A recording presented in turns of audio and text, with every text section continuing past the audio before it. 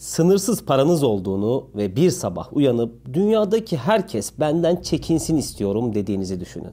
Paranızı öyle bir kullanmalısınız ki adınız geçtiği an herkes o var ya o inanılmaz güçlü biri. Ondan uzak durmak en iyisi demeli. Hatta sabahın köründe Hollywood'daki hatırlı arkadaşlarınızı arayıp benim hakkımda filmler, belgeseller yapın ki tüm dünya beni inanılmaz derecede kudretli biri olarak tanısın dahi diyebilecek durumda olduğunuzu düşünün. Bu filmler ve belgesellerde hayatınız boyunca yediğiniz hiçbir dayaktan bahsedilmemeli. Sadece iyi dövüştüğünüz, kazandığınız hikayeler konuşulmalı. Bu tuhaf, psikolojik açıdan da epeyce sorunlu hikaye aslında çok daha farklı seviyelerde tüm dünyaya bir fiil yaşatılıyor. Dünyanın en büyük istihbarat oluşumlarından Mossad'ı kastediyorum. Hamas'ın başlattığı Aksa Tufanı operasyonu sırasında kelimenin tam anlamıyla uyuyakalan bu teşkilat, savaşın seyrini değiştiren en önemli unsurların başında geliyor. Biz de bu içerikte Mossad'ın sahip olduğu gücü ve güçsüzlükleri, 7 Ekim günü yaşadığı şok baskını, bundan sonra olabilecekleri ve dikkatimizi çeken tüm detayları konuşmaya çalışacağız. Biz içeriğimiz için sizi doğru bilgilendirsin diye çok sayıda farklı kaynak tarayıp uzman görüşlerine başvurduk. Bugüne yetişsin diye de inanın çokça hızlı davranmaya çalıştık. Siz de bizim için çok önemli bir yardımda bulunabilirsiniz. GZT'nin 2 milyon aboneye doğru giden yolculuğunda abone olup bildirimleri açmanız bizim için çok önemli. Teşekkür ederim. Hazırsanız hemen başlıyoruz. Bu içerikte baştan sona doğru gitmeyelim istiyorum. O yüzden Mossad'a dair detaylara geçmeden önce Hamas baskınında yaşadıklarını masaya yatıracağız. Öncelikle 7 Ekim günü olaylar yaşanmaya başladığı andan itibaren tüm dünya yüksek sesle tek bir şey sormaya başladı. İsrail böylesi bir operasyona nasıl göz yumdu? Mossad böylesi bir operasyonu nasıl fark edemez?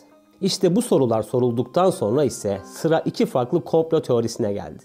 İlk komplo teorisi tabii ki Mossad'ın oluşturduğu algıyla birebir ilintiliydi diyebiliriz. Sayıları hiç de az olmayan bir grup insan İsrail'in bu saldırıyı bildiğini ve Gazze'yi yıkmak için müdahale etmediğini savunmaya başladı. Diğer komplo teorisi ise İsrail Başbakanı Benjamin Netanyahu'nun iç siyasette yaşadıklarıyla alakalı. İsrail'de iyi günler geçirmeyen, hemen her gün yüksek tonda protesto edilen Netanyahu'nun kapsül bir ekiple birlikte bu operasyona göz yumduğu iddiası da azımsanamayacak kadar sık biçimde dile getirilmeye başlandı. Aslında sonda söyleyeceğimi başta söylemiş oldum. Her iki düşünce de komplo teorisinden farklı bir şey değil. Hadi gelin ilk teorinin üstünden geçelim. Öncelikle İsrail 10 yıllardır Filistin'de sivil, yaşlı, genç, çocuk tanımaksızın büyük ölçekli saldırılar yapmaktan asla geri durmuyor.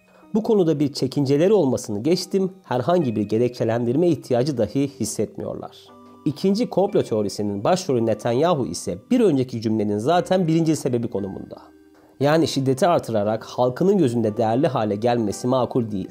Zira İsrail şiddeti zaten yıllardır hiç de az sayılmayacak bir biçimde sürdürüyor. Yani biraz amiyane olacak ancak durumun özeti apaçık biçimde karşımızda. Mossad resmen uyudu. Peki insanlar buna neden inanmak istemiyor ve komplo teorilerine sıkı sıkıya sarılıyor? Aslında yine girişte bahsettiğim yere varıyoruz. Mossad'ın oluşturduğu güçlü, yenilmez ve her şeye muktedir teşkilat sanrısına. Bu sanrı aslında yoğun bir halkla ilişkiler ve propaganda faaliyetleri neticesinde oturtuldu diyebiliriz. 7 Ekim ve sonrasında yaşananlar net bir istihbarat başarısızlığıydı. İstihbarat başarısızlığı meselesini de biraz açalım istiyorum.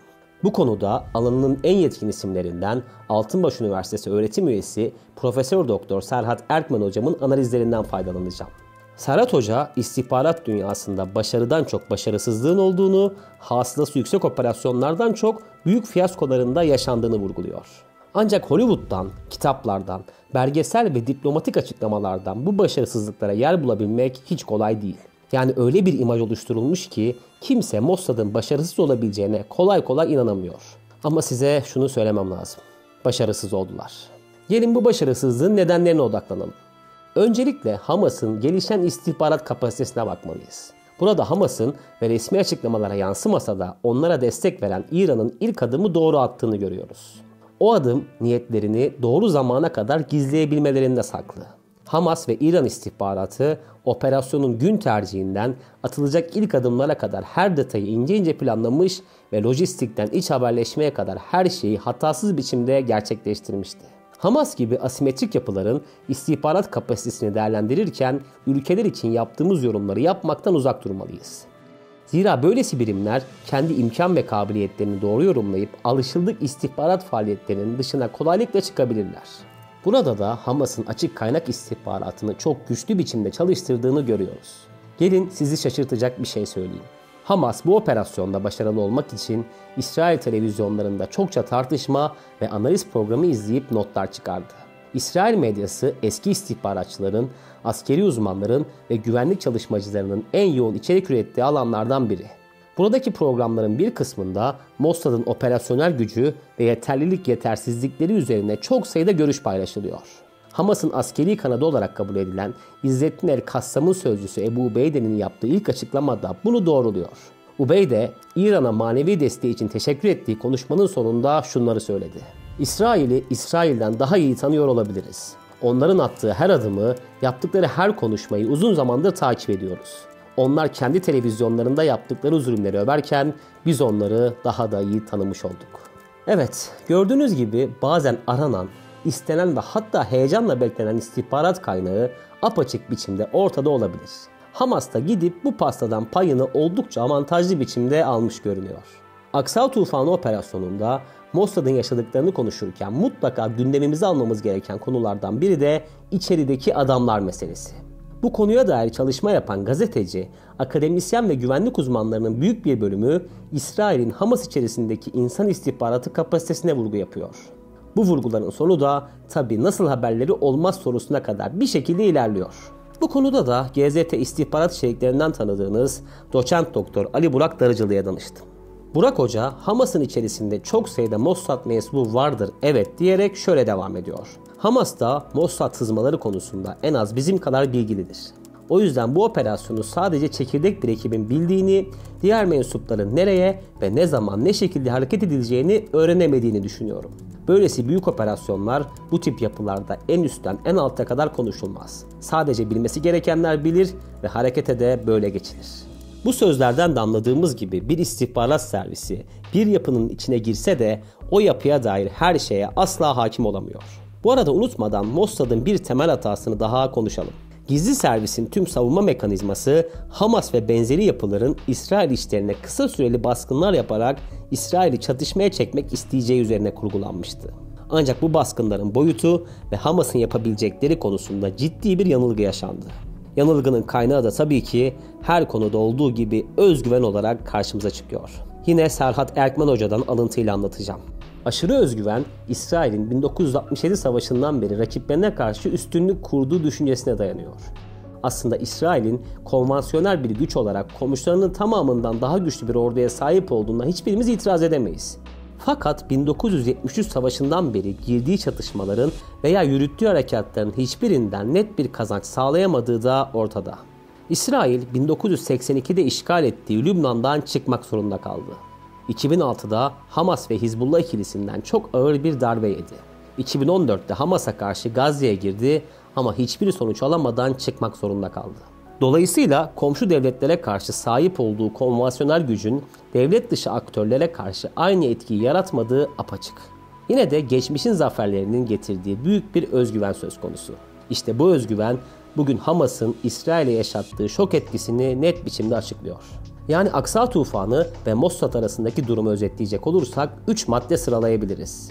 Birincisi, Hamas ve akıl hocası İran, İsrail'in açıklarını, zayıf noktalarını çok iyi tespit etti.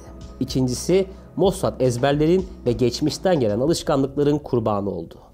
Üçüncüsü ise güvenlik gibi hassas bir konu Netanyahu'nun iç politik hamlelerine indirgenecek kadar önemsizleştirildi. Yani kelimenin tam anlamıyla Mossad faka bastı. Bu anlattıklarımızın ve bu operasyonda yaşanan başarısızlığın elbette tek bir sonucu yok. Yani Mossad burada başarısız oldu. O yüzden başarısız bir servis diyemeyiz. 10.000'den fazla personeli bulunan, yılda ortalama 3,5 milyar dolar civarı bir bütçeyi yöneten ki bu dünyada 40'tan fazla ülkenin yıllık bütçesinden fazla oldukça güçlü bir teşkilattan bahsediyoruz. İçeriğin sonuna gelmeden önce bundan sonra neler olabileceğini de konuşalım. Öncelikle daha önce de araları büyük ölçüde açılan ve Netanyahu aleyhinde hareket etmesi suçlaması üzerinden hesap vermeye çağrılan Mossad direktörünü iyi günler beklemiyor diyebiliriz. Netanyahu'nun bu başarısızlığı da referans alarak Mossad'ın üst kademesinde ciddi bir değişiklik, temizlik yapacağı öngörülüyor. Yani Hamas-İsrail savaşının durulduğu yahut tamamen durduğu ilk anda İsrail Mossad'a bir güncelleme getirecektir. Yani kısa orta vadede yöntemleri, deşifre olan çalışma sistemleri değişmiş bir Mossad görebiliriz. Savaş süresince de Mossad'ın yeni denemeler için CIA başta olmak üzere çok sayıda batılı istihbarat servisinden destek alabileceğini de ifade edelim. Evet, içeriğimiz bitti. Yaklaşık 10 dakika boyunca birlikte geldiysek bizim için abone ol butonuna bir kez tıklamanızı rica ediyorum. Ben Nazif Menteş, izlediğiniz için teşekkür ederim.